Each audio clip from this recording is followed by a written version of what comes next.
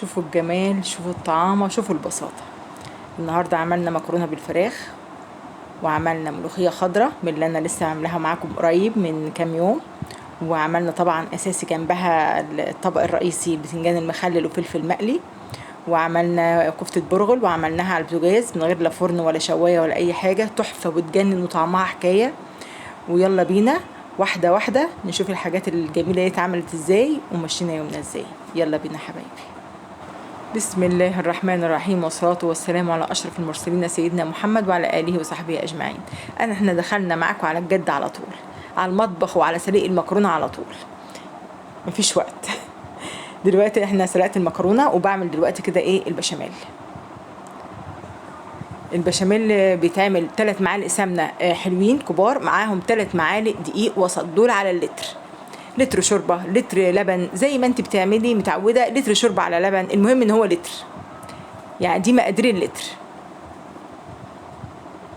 تقلبي بقى كويس قوي قوي قوي، وتحطي دي مرق الدجاج. مرق الدجاج ده اساسي، والبشاميل له روح، والفلفل الاسمر، ونمسكها تشويح تشويح كده عشان ريحة الدقيق.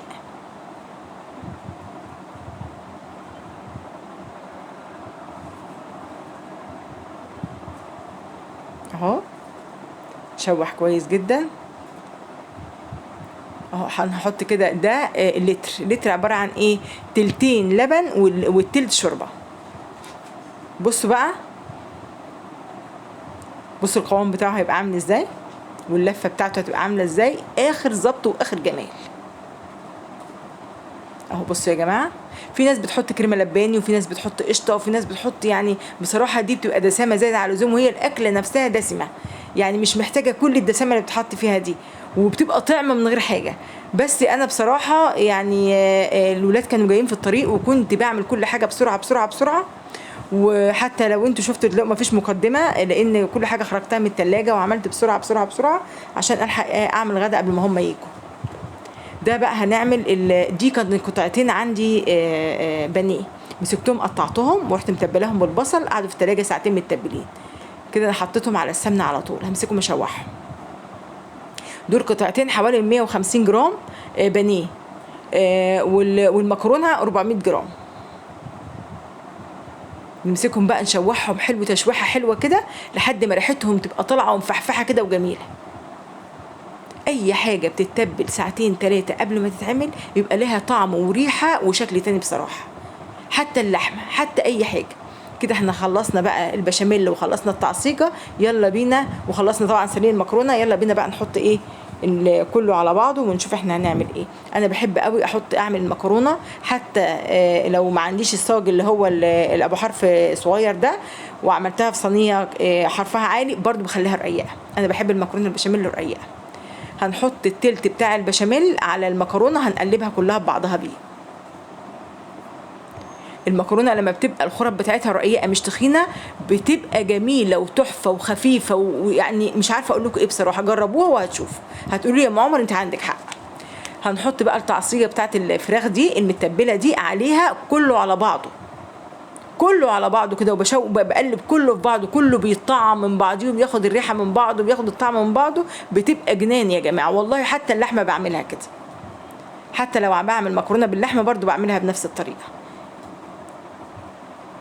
هنحط بقيه البشاميل، هنحط عليه بيضه، وهنحطه بقى ايه، هنظبطه كده على الوش.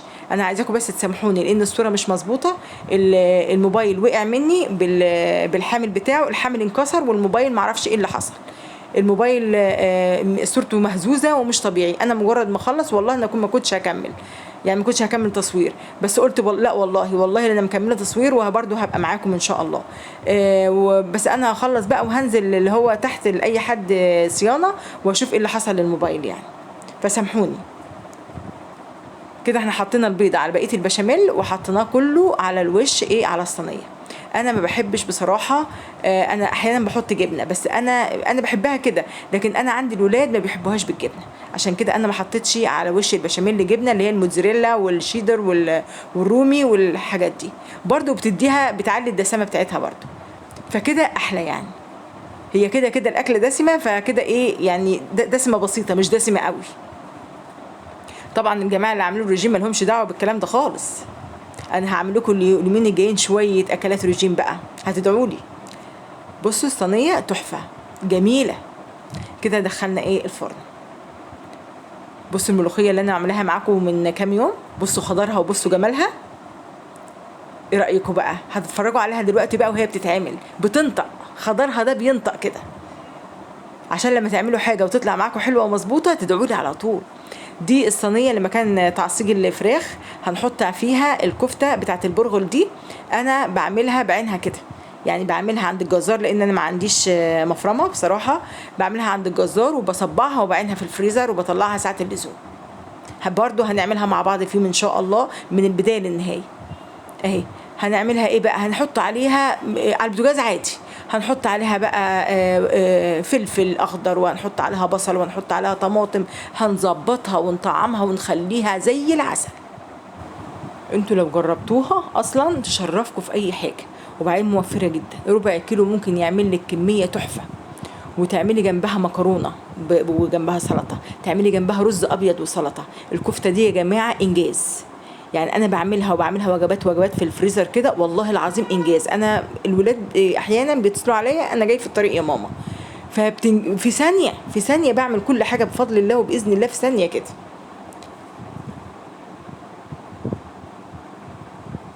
وبعدين انا ساعات بحطها في الفرن والولاد بيشووها. بصوا كل حاجه زي ما انتوا عايزين، بس ده الاسرع بالنسبه لي انا، وانا بصراحه انا بعشقها كده. بتبقى فيها شويه طعامه وشويه جمال وريحه حلوه ما حصلتش. والخضار بتاعها بيبقى جميل، ولما بتعمل سندوتشات بقى بخضارها ده يا خبر مش ممكن، اقسم بالله مليها حل يا جماعه والله. بس كده بنحط عليها رشه ملح، اوعي تقلبيها غير لما تكتك وتمسك نفسها على البوتاجاز. بنحط عليها رشه ملح ورشه فلفل اسمر ومعلقه سمنه بلدي، بس مش اكتر من كده. هي الكفته فيها بهاراتها وفيها كل حاجه ومتظبطه ومية مية. هنحطها على البوتاجاز وهنغطيها وهنهدي عليها النار، بس كده.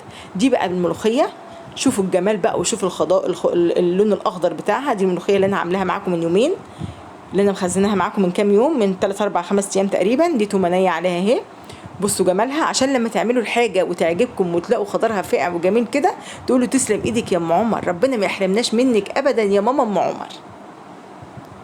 بصوا الكفته اوعي تقلبيها طول ما هي لسه ما تكتكتش كده ومسكتش نفسها.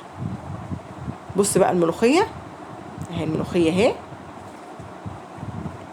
تبدا تقوم هي كمان. بصوا بقى قلبوا براحتكم بقى كده، خلاص كده هي تكتكت ومسكت نفسها. بصوا الكفته بتتقلب عادي، لا استحاله تنهري، زي العسل وزي الفل، ولا طعمها الخرافي اخر طعامه. دي التومه بقى بتاعت الملوخيه.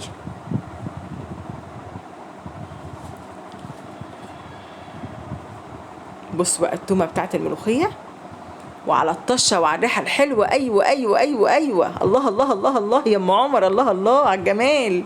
ايه الجمال ده، وايه اللون الجميل ده، وايه الريحه الرهيبه اللي طالعه وقلب الدنيا والشارع دي. اللهم صل على النبي، تحفه، اخر جمال واخر حلاوه. الف هنا وشفا. يلا بينا بقى نلملم الدنيا عشان نطلع بقى كل حاجه من اللي في الفرن واللي في على البوتاجاز، ونظبط بقى الولاد على وصول. بصوا المكرونه، بصوا المكرونه وعلى جمالها وعلى الوانها. بصوا الملوخيه، اللهم صل على النبي، اللهم صل على النبي. ده طبق البتنجان على الفلفل المخلل، الطبق الرئيسي اللي جنب الملوخيه اساسي. ده بقى الطبق اللي هنطلع عليه الكفته. بصوا الكفته وعلى جمالها. بصوا يا جماعه الحاجه كلها بسيطه جدا. ربع كيلو لحمه اللي انا عملته ده، وقطعتين بانيه. بصوا عملنا اكل قد ايه، والله لو عندك ضيف وعملت الاكل ده يعني حاجه تشرف الدنيا كلها. حاجه ما فيش كده، وما فيش جمال ومنتهى الجمال ومنتهى البساطه، وما فيش اي تكلفه خالص. اهي طعمه جربوها وانتوا اللي هتقولوا لي. وادي طبق البتنجان والفلفل المقلي وعلى جماله وعلى طعامته، وادي المكرونه، وادي الملوخيه وخضرها وجمالها وريحتها المفحفحه. كان نفسي والله العظيم ان انا اقطع بقى المكرونه كده واعبي في اطباق بقى ونتفرج مع بعض على الجمال، بس كانوا العيال وصلوا والله يا ماما ويلا احنا جعانين وبتاع، فقلت بس ايه يعني اصور كده معاكم اللي هي اللقطه الاخيره دي وافصل بقى والحمد لله على كده. ويا حبايب قلبي، احلى لايك لام عمر واحلى كلمه حلوه. وانا كان والله العظيم اللي يعني انا اسفه على الهزه دي وعلى الموبايل وعلى اللي حاصل، بس كان غصب عني، وانا ما حبيتش ان انا الغي التصوير وما حبيتش ان انا ما اكونش معاكم النهارده. شايفين الجمال وشايفين البساطه وشايفين الالوان الجميله. اكله بسيطه جميله، منتهى الطعامه، منتهى البساطه، ويعتبر اقتصاديه كمان. الف هنا وشفا، مع الف سلامه يا حبايبي، اشوفكم على خير يا رب. باي باي.